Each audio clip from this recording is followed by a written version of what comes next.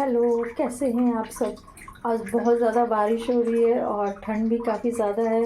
तो ऐसे में दिल करता है ना कि हम तरह तरह की सब्ज़ी खाने बनाकर खाएं।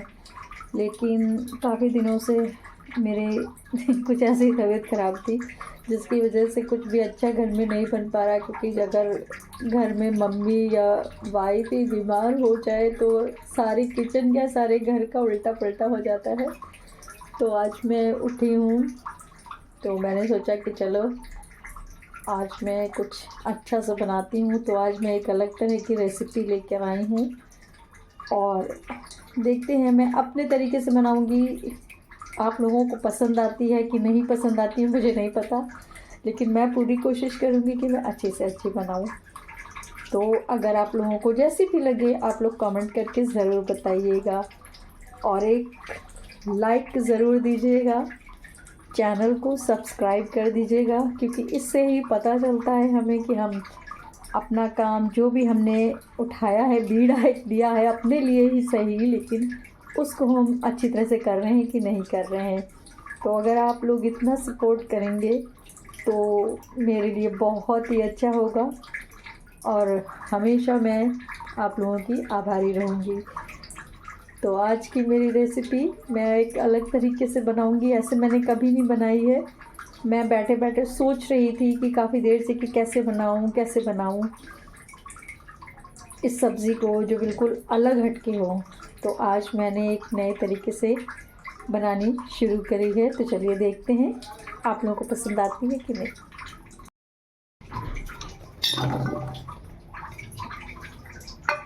ये प्याज को मैंने इस तरह से एक प्याज के 4 टुकड़े करे हैं, ठीक है। और मैंने ली है यहाँ पे 3 प्याज, तो 2 प्याज और ये 3 प्याज हो गए हैं, ठीक है। और लहसुन को पूरा पूरा यूं ही रख लिया है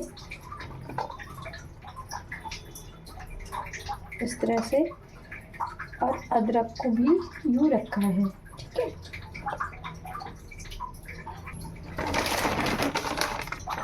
तो यहाँ पर मैंने मंगवा लिए थे मशरूम 2 पैकेट।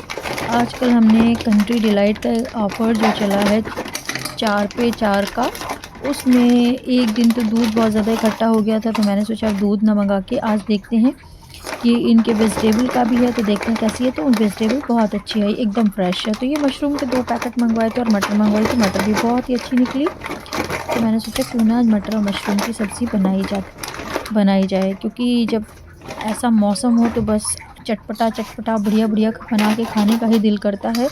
लेकिन ठंड में पानी में हाथ डालने में भी फिर नानी याद आती है, लेकिन क्या करना है, बनाकर खाना तो है और बच्चों को भी खिलाना है। कई दिनों से अच्छा खाना नहीं बन रहा था, बस खिचड़ी दाल चावल या पुलाव ऐसे ही बन रहा था। तो इसलिए आज मैंने ये मशरूम के 2 पैकेट मंगवाए थे। तो पहले जो है ये मशरूम का ये जो पार्ट होता है ये कभी भी गलता नहीं है, तो सबसे पहले पीछे वाला पार्ट निकाल देते हैं। उसके बाद हम मशरूम को सिर्फ 4 टुकड़ों में काट लेंगे। अगर बहुत ज़्यादा छोटे मशरूम हैं तो आप सिर्फ एक पूरा ही रहने दें, या 2 टुकड़े करें, और बड़ा है तो उसके 4 टुकड़े कर सकते हैं। तो यहाँ पे काफ़ी बड़े बड़े मशरूम थे, जैसे कि आप मेरे हाथ में देख रहे हैं। तो बड़े बड़े थे तो इनके मैंने 4 पीस करे हैं, क्योंकि जैसे ही मशरूम पकने लगते हैं, पानी छोड़ने लगते हैं, वो अपना साइज़ भी छोटा हो जाता है उनका, और छोटे-छोटे हो जाते हैं। तो उतना हमें देखने में और खाने में जिनको ज़्यादा पसंद है मशरूम, उतने अच्छे नहीं लगते हैं। तो इसलिए पीछे वाला हिस्सा तो ज़रूर निकाल देना चाहिए, क्योंकि ये कभी भी गलता नहीं है। तो यहाँ पर सारे मशरूम मैंने काट लिए हैं। मुझे देखने में जितने ज़्यादा लग रहे हैं, मुझे लग नहीं रहा है कि ये इतने बनने के बाद, क्योंकि सब्ज़ी हमेशा ज़्यादातर सब्ज़ी जो होती है ना वो सूखने लगती है। तो यहाँ पर मैंने फिर कढ़ाई चढ़ाई, कढ़ाई में डाल दिया था तेल। तेल में सारे खड़े गरम मसाले डाल दिए थे। सबसे पहले मैंने ना तेल को बहुत ही तेज़ से गर्म कर लिया था तेल को, और फिर फ्लेम को एकदम लो करके ना ऑफ़ कर दिया, ताकि ये मसाले जल भी ना जाएं और धीरे धीरे इसी तेल में पकते रहें।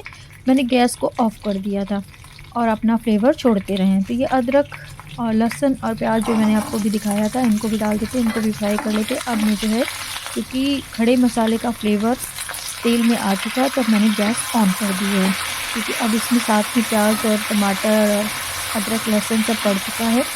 तो ये भी अपना पानी छोड़ेगा, तो वो खड़े मसाले जलेंगे नहीं। तो मैंने यहाँ पे फ्लेम को ऑन कर दिया है।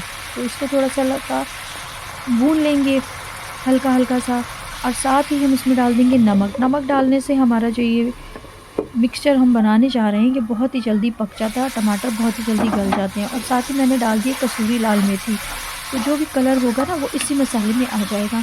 हमें अलग से कलर, जैसे कलर बढ़ाने के लिए हम डालते हैं कसूरी मेथी को, कसूरी लाल मिर्च को, तो वो नहीं डालनी पड़ेगी। फिर मैंने उसको निकाल के ना प्लेट में एक जगह ठंडा होने के लिए रख दिया था, और उसी पैन में मैंने बटर को डाल दिया है। बटर में डालते ही मैं डाल दूँगी इसमें, जैसे ही बटर हमारा मेल्ट होने लगेगा ना, हम इसमें डाल देंगे मशरूम।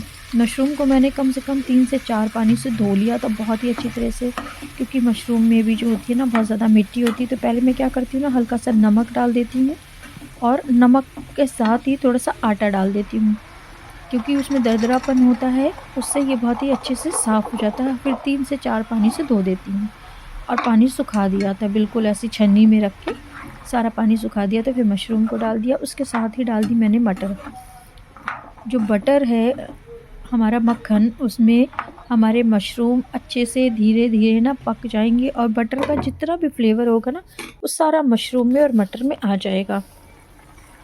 और हमारी जो मटर है वो इसी में आराम से धीरे धीरे पक के गल जाएगी। अब देखिए यहाँ पे मैं आपको दिखाती हूँ कि मशरूम ही है खाली, और कुछ नहीं है। अभी हमने इसमें नमक भी नहीं डाला है, तो मटर इसमें गलने लगी। अभी पूरी तरह से नहीं गली है लेकिन गल रही है। तो इसमें भी मैंने फ्लेम को ना बिल्कुल स्लिम पे रखा है, लो फ्लेम पे रखा हुआ है, और ढक्कन लगा दिया है, जिससे आराम से ये भाप में पकता रहेगा, और मक्खन का जो टेस्ट है मशरूम और मटर दोनों में धीरे धीरे आता रहेगा। तो यहाँ पे ये पक रहा है बहुत ही अच्छी तरीके से। हम इसको 2 बार कम से कम जो है खोलकर देखेंगे, और इसी तरह से मैं लगातार इस पर नज़र बनाए हुए हूँ, क्योंकि मुझे ये लगा कि कहीं ऐसा ना हो कि बाद में मशरूम चिपक जाए या जल जाए, इसलिए मैंने बीच में फ्लेम को थोड़ा सा तेज़ भी कर दिया था।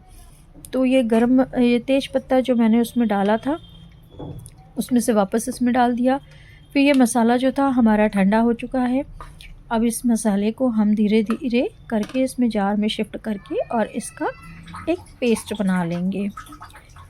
और यहाँ पे देखा है तो जब तक हमने पेस्ट बनाया तो फ्लेम को हमने हाई पे कर दिया था। अब यहाँ पे मैं देखती हूँ कि जो मटर हैं वो सारे गल चुके हैं, बिल्कुल जैसे हमें चाहिए थे, बिल्कुल उसी तरह से गल चुके हैं। और मक्खन में जो हमारे मशरूम हैं अच्छी तरह से वो बिल्कुल वाइट ना होके उन्होंने भी अपना कलर देखो ना चेंज कर दिया है। अब लग रहा है कि हाँ मशरूम भी जो है अच्छे से पक चुके हैं, और बहुत ही अच्छा फ्लेवर इसमें मक्खन का आएगा, एक अलग सा ही फ्लेवर आएगा। तो जितना भी हमने मसाला ग्राइंड किया था उसको हम इस तरह से स्ट्रेनर से स्ट्रेन कर लेंगे धीरे धीरे करके, ताकि जो हमारा मसाला है एकदम स्मूथ सा पेस्ट निकल के आए, और जो भी एक्स्ट्रा होगा उसे हम निकाल के एक कटोरी में रख देंगे। इसको वापस आप चाहें तो किसी दाल में या सब्ज़ी में यूज़ कर सकते हैं, जैसे काले चने बनाते हैं, राजमा बनाते हैं, तो इसको फेंकने की भी ज़रूरत नहीं होती है, क्योंकि काफ़ी ज़्यादा तेल और सब लगा होता है, मसाले हैं, तो फ्लेवर तो आना ही आना है। हमने तो ये फ़ाइन पेस्ट जो था उसको ग्रेवी निकाल ली है, और ये जो थिकनेस सा है थोड़ा थोड़ा सा, इसको हम बाद में भी यूज़ कर सकते हैं किसी सब्ज़ी या दाल में। तो इस ग्रेवी में अब हमने थोड़े थोड़े मसाले डालेंगे यहाँ पर, जो भी हमारे रेगुलर मसाले होते हैं, उनके बिना तो खाना बनेगा ही नहीं। तो हमने यहाँ पे रेगुलर मसाले भी डाले हैं, और इनको जो धो के जार था वो भी पानी डाल दिया है। तो सबसे पहले हमने डाला है नमक, क्योंकि नमक हमने पहले ही डाला था जब हमने टमाटर को भूना था। तो यहाँ पे सारे अपने रेगुलर मसाले डाल दिए हैं, नमक डाला है, मिर्च डाली है, साथ ही डाला एक गरम मसाला डाल दिया है। इससे भी बहुत ही अच्छी खुशबू निकल के आ रही है, बहुत ही घर पूरा महक रहा है, बहुत ही बढ़िया। धनिया पाउडर डाल दिया है, सब चीज़ें डाल दी हैं यहाँ पर। और हम इसको कुछ देर के लिए पकने के लिए छोड़ देंगे। और ये मैंने ली है घर की फ्रेश मलाई, ये डाल दी है। इसको डालने से तो आप किसी भी सब्ज़ी में डालेंगे ना, घर की जो फ्रेश मलाई होगी तो उसका कलर और फ्लेवर जो होता है ना एकदम अलग सा ही आ जाता है। यहाँ पे देखिए ग्रेवी हमारी पक के बिल्कुल तैयार हो चुकी है, कितनी शानदार लग रही है ये। देखने में जितनी अच्छी देखने में लग रही है, यकीन मानिए उससे कहीं ज़्यादा आपको खाने में लगेगी। और मैंने इस तरह से पहली बार बनाया है, तो ये देखिए कितनी बढ़िया लग रही है। यहाँ मैंने प्लेट में निकाली है। आप लोगों को मेरी ये रेसिपी पसंद आए तो लाइक, शेयर, कमेंट ज़रूर करिएगा। कमेंट ज़रूर